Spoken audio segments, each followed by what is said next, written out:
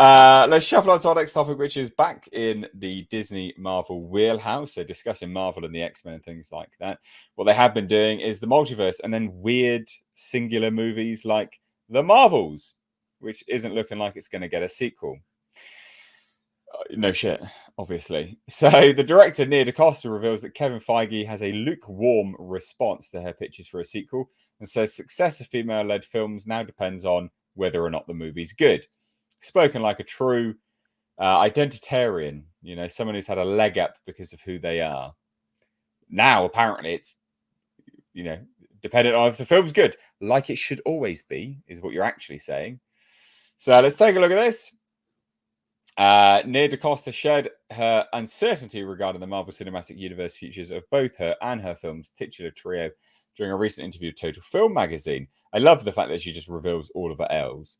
I will pitch Kevin Feige 17 versions of what can happen with all these women and why and how and this and that. And he's like, okay, girl.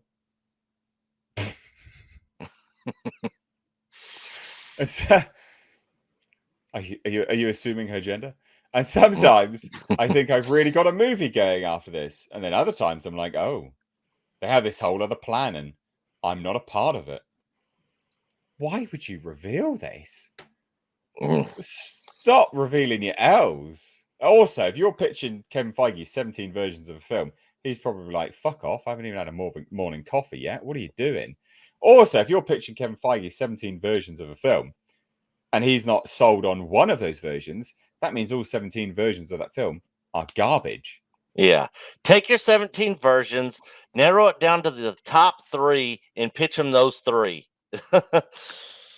Nobody wants to sit there and listen to your 17 versions of anybody. So funny. So to this end, DaCosta would later explain to Total Film magazine that at this point in time, with Hollywood having taken great strides in representation, the success of female-led films, including the Marvels, was now truly dependent on their quality rather than any inherent messaging. In terms of women-led films and women as superheroes in particular, and excitement around that, I think it's really just about whether or not the movie's good. Especially now, we have more and more films that are female-led, that are action-based or superhero-based. I mean, by fucking Jove, golly gosh, what on earth are you... Yeah, obviously it's based on whether they're good or not. You hear this stuff and you just go, really? Come on. Oh, God. Just such nonsense. But, of course, ladies and gents, she doesn't really understand it. At all, in fact. Sort of, anyway. So, her interview drew to a close. DaCosta ultimately admitted that rather than look to Barbie as a blueprint for success, she believed that for women-led superhero films, as long as the quality stays up, that's what's going to keep the audience coming back. And then immediately contradicts herself by saying, the Marvels. The biggest difference from the other MCU movies to date is that it's really wacky and silly. Such high quality. Yeah. The worlds we go to in this movie are worlds unlike others you've seen in the MCU. Bright worlds that you haven't seen before. We've seen it all before. We've seen wacky MCU movies before. All of them are wacky. Right, thoughts, guys. Come on, Nick. Come on, Tom. What do you think? I have a small prediction that they push this movie back, and yes, the reason being they're going to re-establish its. They're probably going to do a couple little reshoots quietly, but they're also going to re-establish its campaign. And I bet you it's going to be pink as hell. And I think it's going to really amp up this. We're having a slumber party girl power thing to try and cash in on the Barbie craze. Because that's the way Hollywood understands things. Yeah. So we'll see how that goes for them. But yeah. Yeah. I agree. I'll be surprised if this actually comes out in, what was it? No, is it scheduled to release this November? November. I reckon it's going to be delayed again. Yeah, or they'll still release it and accept and use the other movies and the strikes and stuff as a reason why it bombs. And they're happy for that to happen because they'll have an excuse for why it's failed rather than having to come up with a reason. Yeah. But yeah. Tom, when they are losing all this money on all these projects, all those losses, that's all tax write-off for them, isn't it?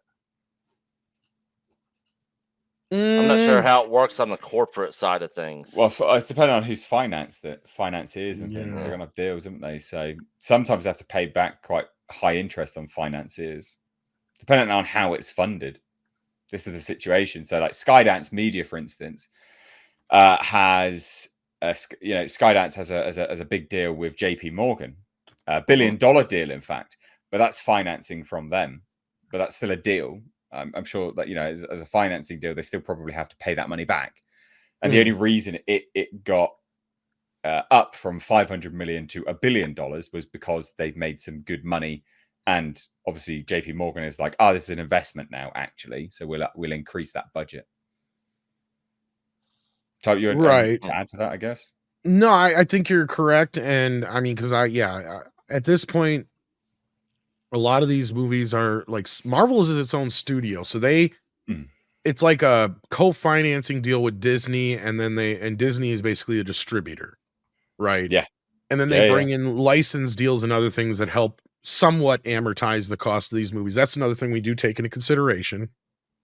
But the thing with the Marvels compared to some other things, the dolls didn't sell. And I highly doubt these dolls are going to sell. So that means that they're probably not going to have a lot of the same kind of corporate deals they had with previous Marvel films. In fact, I'm sure some people have noticed I posted a hilarious photo of a shit ton of Shuri dolls that weren't selling at Walmart. They were literally liquidating for $1.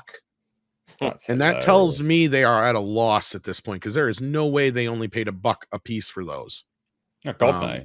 They at least paid $2 or $3 a piece at that, because they mark them up to 10 normally. And yeah, Walmart gets some better deals than other retailers, but that's not the point. Point is the way these kind of deals work is those toy companies are not going to want to make more deals with the future films if they were unable to move the product. Because the way these toy companies work is, there's various deals on the buyback programs and other things like that, to where, like, they give a certain amount out for these things, and they don't make that much unless they order more, kind of thing. So if they're not ordering more, that means they weren't selling the ones that were on the shelf. That means they're stuck full of a warehouse full of these things. Then they got to dump them into a landfill, like they heard with the Funko Pop ordeal. Because it's cheaper for them to literally dump them than it is for them to keep them in a warehouse. And they can't like give them away to certain things, because that goes against certain tax ordinances or whatever. Like, however it works, again, I'm not a tax lawyer, so don't quote me on that, but I know that's why they can't just give them away or whatever. So it's like, in these cases, this is the same thing we saw with Star Wars, right? Where by the third film, the toy companies were just done. And you even had the one company come out and said, we got a whole warehouse full of toys we can't ship because there's they're characters that aren't in the movie anymore. So at this point, I don't think there's anything going for this movie. If this movie happens to gross much more than I said earlier, I'd be surprised. Yeah. And one other thing I was going to add is on that article you had pulled up, Nate, where it says that Feige lukewarm on our pitches for sequels and success of female films now depends on whether or not the movie's good. That is true. I mean, the movie, whether or not the movie's good, but also the movie could be a great movie. But if nobody's interested in even watching it in the first place, who gives a shit if it's good or not? And that's basically where they're at right now. Disinterest in Marvel, I guess. Yeah, isn't it? I mean, you can look at Blue Beetle for that, because that movie's getting trashed. Everybody's like, that thing's gonna bomb. And now that it's out and people are actually seeing it, they're like, it's actually not that bad of a movie.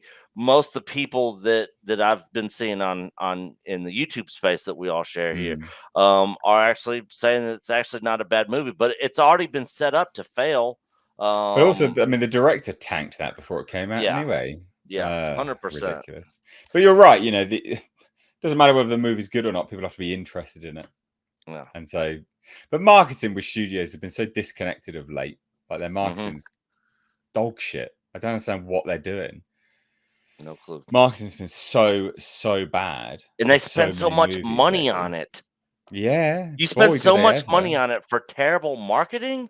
Like, what a waste. Yeah, the best marketing will always be word of mouth.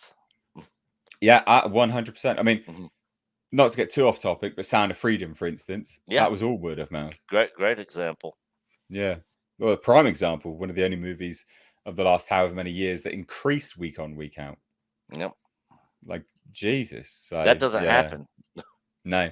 Side note, I was actually invited to the UK premiere of that on Thursday in Piccadilly. Can't go, but I was invited. So yeah, they finally reached out to me today, and I was like, I actually reached out to you for a screener, and you ignored me. And they were like,